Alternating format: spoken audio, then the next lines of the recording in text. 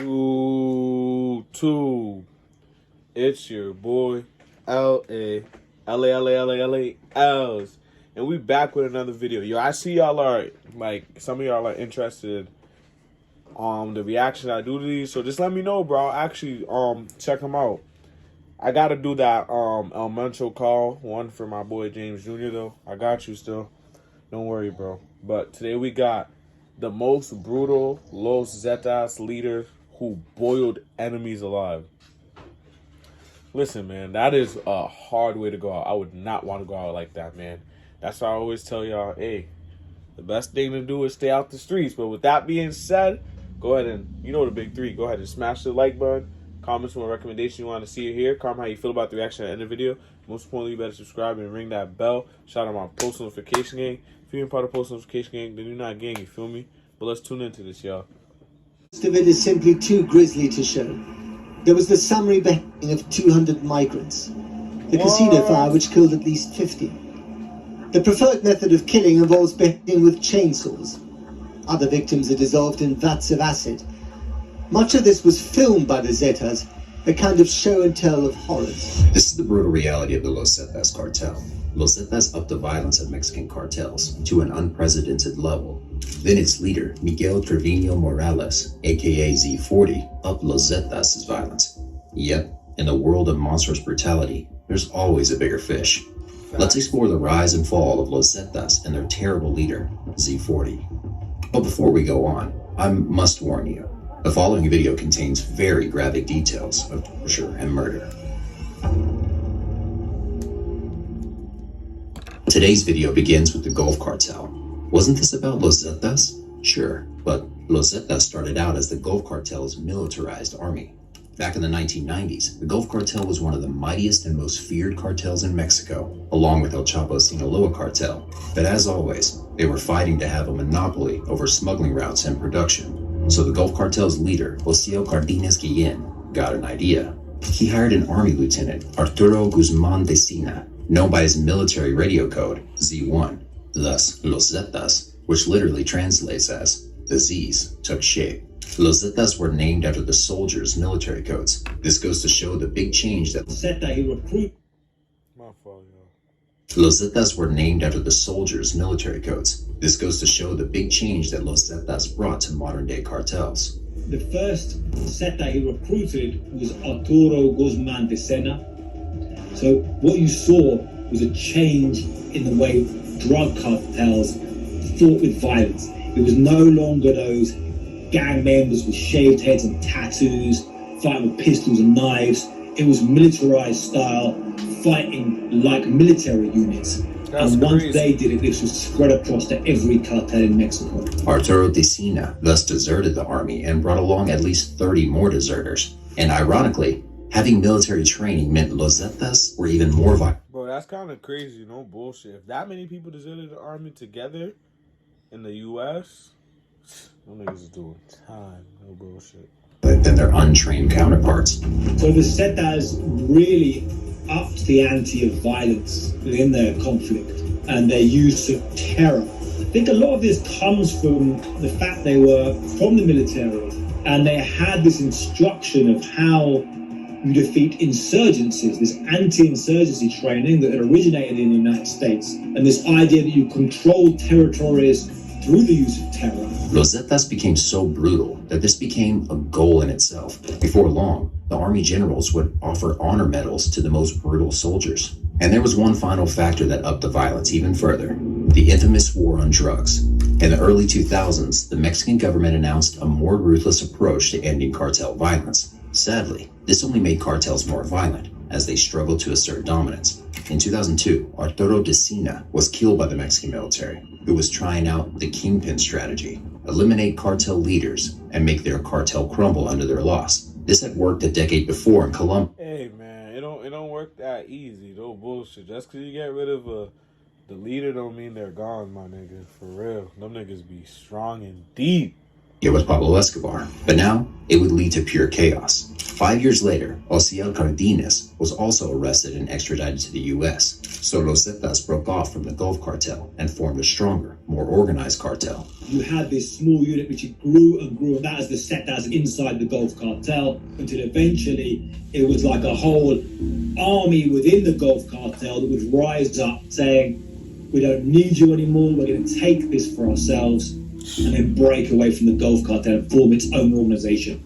And this erupting into open warfare in 2010 between the Zetas and the Gulf Cartel. From 2010 to 2015, Los Zetas made a name as Mexico's most brutal cartel, leaving piles of mutilated bodies behind them everywhere they went. And at the center of the terror was a man named Miguel Trevino Morales.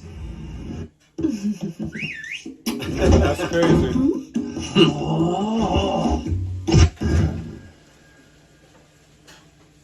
In 2010, Los Zetas became their own cartel, with Heriberto Lozcano at the top. Heriberto was one of the 30 deserters recruited by Arturo Decina, so he knew the ins and outs of Los Zetas, perhaps better than anyone. His soldiers wanted him as their leader.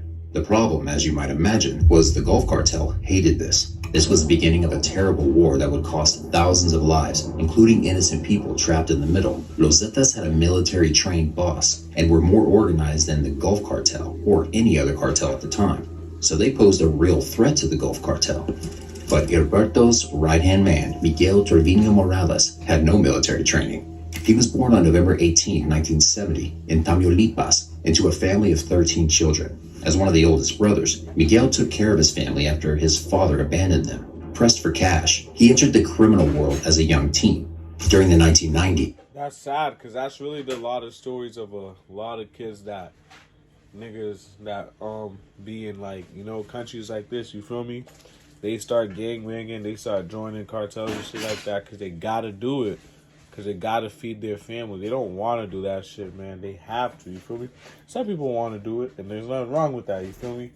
But just some of them actually want to, you know, live regular lives, but then they have to do this to support their family. cash, he entered the criminal world as a young teen. During the 1990s, he worked for the Gulf Cartel drug lord, Hector Manuela Salceda Gamboa, aka El Cares, who became his mentor. In the late 1990s, Los Zetas hired him for his skills in moving contraband across the border. He lived between Mexico and Texas all his life, and this was his specialty. By 2005, Miguel's job was fighting off insurgents from the Sinaloa cartel in the Nuevo Laredo area. But that's not all he did. Apparently, Miguel was good at grooming young teens into brutal assassins. He called them Zetitas, little Zetas, and had them kill rival sicarios, officers, and anyone who got in the Zetas' way. Some of the Zetitas were 12 years old. In 2007, under Heriberto's orders, Miguel led a vicious ambush in Guatemala, personally killing drug lord Juan Jose Leon Ardon. That earned him the vice general position, despite his lack of military training. By 2010, when Los Zetas became their own cartel, Miguel already had ambitions to be their leader. According to some sources, he was fighting for the kingpin position as early as Heriberto took over. According to other sources, he was actually ruling Los Zetas, commanding their horrific attacks while Heriberto took care of more administrative matters. Whichever the case, both men had a great number of followers, and when Heriberto was gunned down by the Mexican military in October 2012, Miguel took over Los Zetas. Here are some of the things he did between 2010 and 2015. In August 2010, Miguel had Los Zetas kill 72 undocumented immigrants on the mere suspicion that they might end up recruited by the Gulf Cartel. The next Damn. Did I play like that? That's some civilian videos. Like, I know they get random people, but damn, like that? Sheesh. year, he stopped a group of buses headed from Texas to Mexico. Over 200 people were kidnapped and taken to a ranch in San Fernando. There, Miguel and his Zetas sicarios violated dozens of women, forced the men to watch, then forced the men to fight each other to the death. Whoever survived would be recruited into Los Zetas, and whoever died, well, they were tortured for hours first. Miguel laughed as he watched this. For him, it was entertaining. Why did Los Zetas do this? Once again, they suspected these people were going to be recruited by the Gulf Cartel. In August 2011, Miguel's men set fire to a whole casino in Monterrey after the casino failed to pay protection money. There was the summary bidding of 200 migrants. the casino fire which killed at least 50. The preferred method of killing involves dealing with chainsaws. Much of this was filmed by the Zetas, a kind of show and tell of horrors. Well, Los Zetas might have preferred chainsaws, but Miguel's methods were even more monstrous. They also prepared Nah, you can get more monsters than chainsaws. That's actually crazy. huesos. These are stews where you take a member of the family and you put them in a pig boiler and you pour gasoline on them and then you set a match to it. Yeah, Miguel Morales' trademark method was slowly burning his victims alive. It was either boiling or slow burning. These individuals in a 55-gallon drum using diesel because diesel burns slower. The more he could prolong his victims' suffering, the better. In 2020, the Irish Times reported the discovery of 12 kitchens Los Zetas used to cook. The description itself is scarring enough. Bloody handprints on walls, stained clothes, plastic cable ties, machetes, and, as one person observes, the crunch of bones beneath a thick blanket of Oh ash. my Miguel was a god. real-life monster, and sometimes he'd make his own sicarios sick.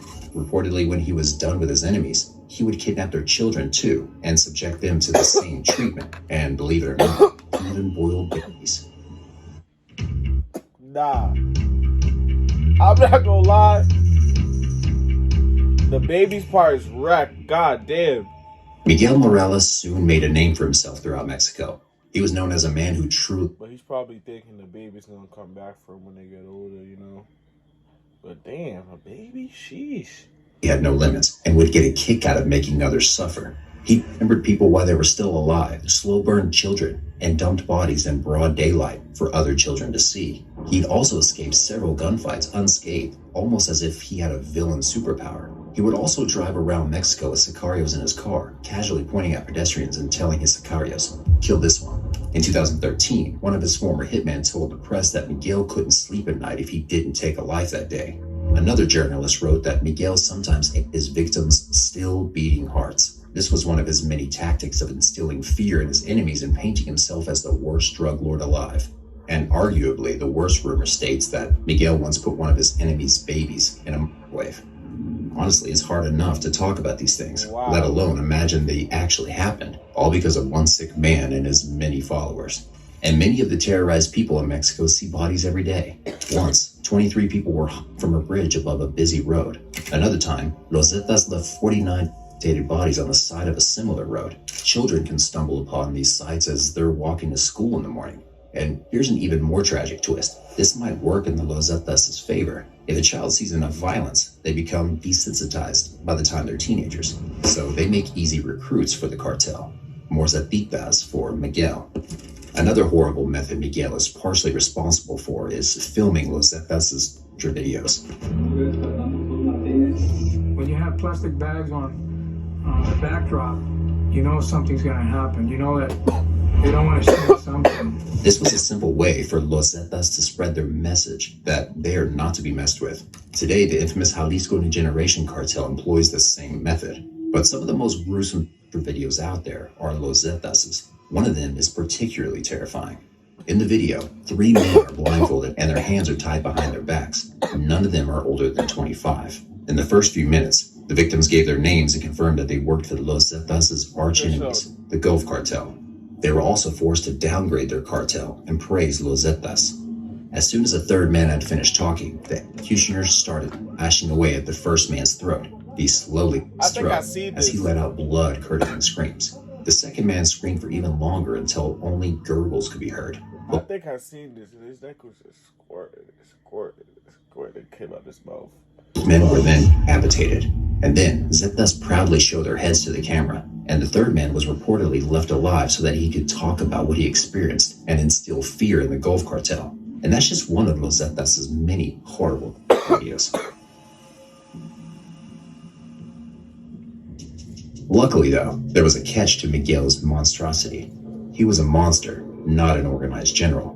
His cartel had turned into a bunch of rabid dogs. They've put them in acid and watched their bodies deteriorate. They have fed them to wild animals. These were sociopathic, short-tempered killers who also fought each other. After all, this was the only language they knew. Los Zetas' paramilitary training and highly organized skills were waning. This meant they were easier to capture. On July 15, 2013, Miguel Trevino Morales was finally arrested. Somehow, Miguel managed to dodge extradition to the U.S. To this day, he's serving a life imprisonment sentence in Michoacan Federal Prison. But this wasn't the end of Los Zetas or their shocking brutality. In 2014, Los Zetas found out that 2 men from the city of Allende had reportedly stolen money from the cartel. So a huge army stormed Allende, but they weren't out for these 2 men. Los Zetas had decided to punish the whole town for it. Somewhere between 300 and 500 people died. Imagine having a kill count so big, you can't even estimate a real number. 80 homes were destroyed with heavy military machinery. Allende was reduced to ashes, and whoever managed to flee became a shadow of the person they once were. Y les digo a mis hijos, levántense, les digo, porque quién sabe qué está pasando en la calle. Y avísanse y nos salimos. Y todo empezó a tronar, ya no había luz, todo empezó a tronar, tanques, camionetas. Pero sí, ahí perdí a mis niños y a mi hija. And who was leading the Los Zetas at the time? Miguel's brother, Omar. In 2015, Omar was also arrested, and this was the beginning of the end of Los Zetas. At that point, it was more a gang of warring factions than a united cartel. One of the more successful factions is Cartel del Noreste, but even their leader, Juan Gerardo Trevino Chavez, aka El Huevo, was arrested in March 2022. Today, Miguel Trevino Morales' horrible legacy lives through the Jalisco New Generation cartel. El Mencho was inspired by Los Zetas' paramilitary training and equipment and took it to a whole new level with the CJNG. Cartel de Jalisco Nueva Generación, CJNG, is the single criminal organization most responsible for these deaths on both sides of the border. The Jalisco New Generation cartel took the fight to the next level, shooting down a military helicopter with a rocket-propelled grenade. Tonight, the DEA is offering $10 million for information leading to the arrest of the Mexican drug. They shot down a fucking government helicopter with an RPG. Kingpin known as El Mencho. In a world where the more violent you are, the more money you make, it's hard to imagine cartel violence ever stopping. But as cartels get better technology and more brutal leaders, authorities also find new and more ruthless methods to arrest their kingpins. Perhaps there is an end to people like Miguel Trevino Morales after all.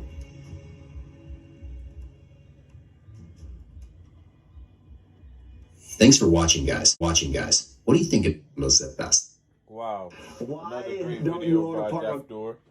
Another great video by Deaf Door. All I can say is, damn, that's really shocking, you feel me? It's crazy what niggas gotta go through living in such a brutal country, you know? With that being said, I just hope everyone stays safe, make the right decisions, you know what to do. But, you know the big 3, smash the like button, comments on recommendations you want to see it here, comment how you feel about the reaction, most importantly, better subscribe, and ring that bell, shout out my post notification gang. If you ain't part of post notification gang, then nigga you're not a gang, you feel me? But it's your boy, LAElsTv, and we out. You ain't talking money, then there's nothing to jewel it out. You ain't talking money, then there's nothing else to talk about. Like a wide receiver, you can't cover me, take a different route.